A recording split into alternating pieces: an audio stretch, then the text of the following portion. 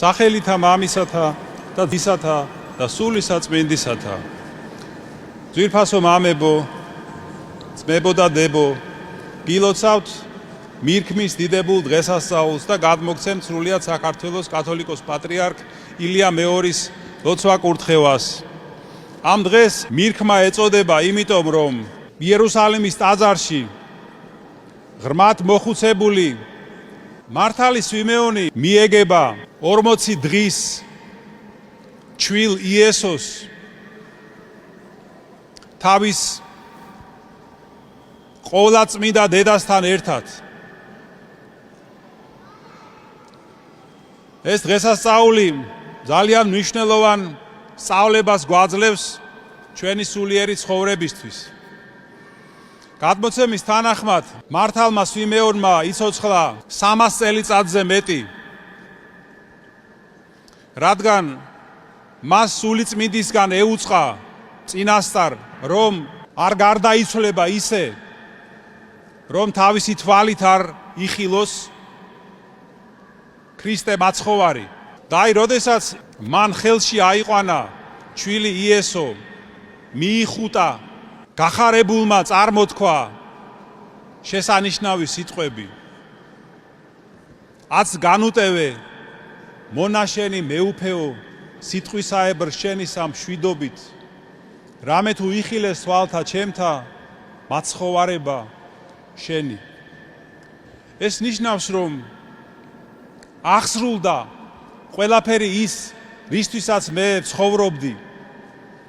მე ჩემი თვალით ვიხილე მესია მხსნელი სოფლისა და ამიერიდან შემიძლია მშვიდობით შევხვდე სიკვდილს.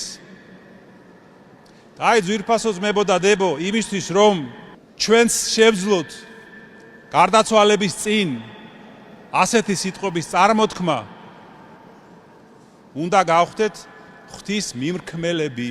და მართალი სვიმეონი აი ესეთ დიდ ღირსებას მიაღწია, მიიღო ეს დიდი პატივი, არა მხოლოდ იმიტომ, რომ ხელში აიყვანა იესო ქრისტე და მიიხუტა, არამედ უფრო მეტად იმიტომ, რომ მთელი ცხოვრების განმავლობაში თავის გულში ატარებდა იესო ქრისტეს. და აი, ამდენად ყველა ადამიანს შეუძლია გახდეს ღვთის მიმქმელი. ყველა იმას, ვინც თავის გულში შემოუშვებს უფალს. აი, სწორედ ამისკენ მოგვიწოდებს უფალ იესო ქრისტე, როდესაც ამბობს, ვინც მე შემიყვარებს და დაიცავს ჩემ სიტყვებს, მას შეიყვარებს მამა ჩემი და ჩვენ მივალთ და მასთან დავივანებთ. და სხვაგან ამბობს, აჰავ გავარ კართან და ვაკაკუნებ. ვინც გაიგებს ჩემ ხმას და გამიღებს კარს, შევალ და მასთან ვივახშმებ და იგი ჩემთან.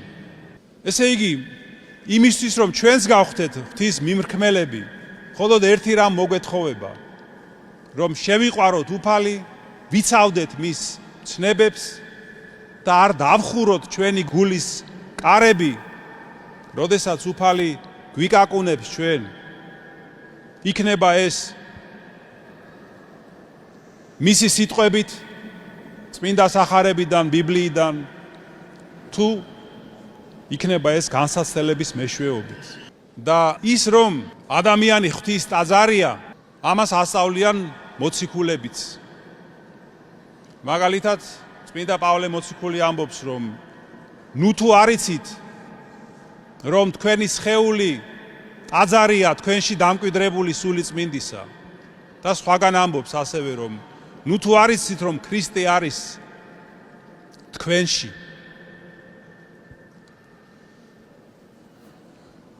ამრიგად აი ვიმეორებ, რომ არ უნდა დავუხუროთ, როცა მოგვიწოდებს უფალი, როცა სურს მას შემოსვლა ჩვენი გულის საიდუმლო ტაძარში. აი ეს არის მიზანი ქრისტიანული ცხოვრების ძვირფასო ძმებო და დედო. და რამ გახადა ღირსი მართალი სვიმეონი, რომ ღვთის მიმრქმელი გამხდარიყო, როგორც ამბობს სახარება, რომ იგი იყო მართალი წინა შეუფლისა და მოელოდა ნუგეშინის ცემას ისრაელისასა. ესე იგი, იგი ცხოვრობდა საღვთო ჯულის მიხედვით და თავის გულში ატარებდა იესო ქრისტეს. ამიტომ რას ნიშნავს ეს, რომ მხოლოდ გარეგნული შეხება ქრისტესი არაფრის მომცემია. თუ ამასთან არ ახლავს შინაგანი მსმენა და სიყვარული, მაშინ უსარგებლოა მხოლოდ გარეგნულად შეხება. ვინაიდან ისრაელშიც ბევრი ადამიანი ეხებოდა უფალს ხელით, ფიზიკურად ეხებოდნენ, მაგრამ ამან მათ არანაირი სარგებელი არ მოუტანა. რადგან იმისთვის, რომ გახდე ღვთის მიმრქმელი, უნდა გიყვარდეს უფალი და იცავდე მის მცნებებს. კიდევ ერთხელ გილოცავთ, ძვირფასო ძმებო და დებო, ამ დიდებულ დღესასწაულს, ვეცადოთ ჩვენც, რომ ვისწრაფოდეთ აი ამ დიდი პატივისკენ და გამოვავლინოთ ჩვენი სიყვარული ღვთისადმი, მისი მცნებების დაცვით, რომ ჩვენს გულებშიც მოიწყოს უფალმა თავისი წმინდა სავანე, რომ ჩვენც შევძლოთ, რომ გავხდეთ ღვთის მიმრქმელები ამ ცხოვრებაში. ხოლო აი ამ წუთის სოფლიდან გასვლის ჟამს, რომ ჩვენც წარმოვთქვათ ეს დიდებული სიტყვები. აც განუტევე მონაშენი მეუფეო, სიტყვისაებრ შენისა, მშვიდობით. ამინ.